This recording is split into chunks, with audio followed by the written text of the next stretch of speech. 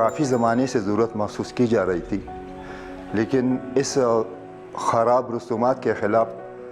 قدم اٹھانا کچھ مشکل تھا۔ گاؤں کے علماء حضرات کا شکریہ ادا کرتا ہوں کہ انہوں نے اس میں بھرپور تحریک چلائی، تمام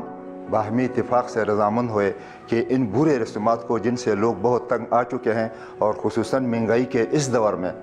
تو ہم اس پر متفق ہوئے اور ان رسومات کو ختم کرنے کا فیصلہ کیا۔ جب اس کی بیٹی کی شادی ہو تو ایک ڈبل بیڈ پر تقریباً آج کل لاکھ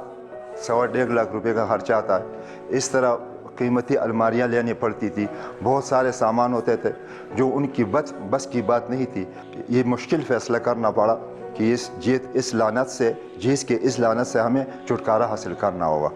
مکمل پابندی تو خیر ممکن نہیں، البتہ اس میں اگر 60-70% کمی آ جائے تو پھر بھی بہت بڑی بات ہے، اور ہماری کوشش ہے کہ آہستہ آہستہ یہ ختم ہو جائے یہ رسومات۔ دیگر گاؤں جو ہے قریبی، یہاں سے ہمیں رابطے ہو رہے ہیں کہ یہ یونین کونسل کی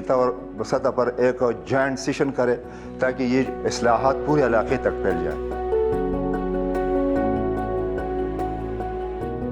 ہمارا پابندی یہی تھا کہ تو اب تو پھر بھی ایک عالم ہوں، تو پھر مسئلہ مجھ پر پڑ گیا، تو میں نے یہ سوچا کہ بھئی اگر میں یہ رسم کروں تو پھر مجھے لوگ ملامت کریں گے، تو میں نے فیصلہ کر لیا۔ گھر والوں کو بھی آپ نے بہن ہوا اگر غصہ کہ بھائی ہمارا پر یہ فیصلہ پہلا ہونے والا ہے، مجھے شرمانا نہیں لوگوں کے سامنے، اس لیے کہ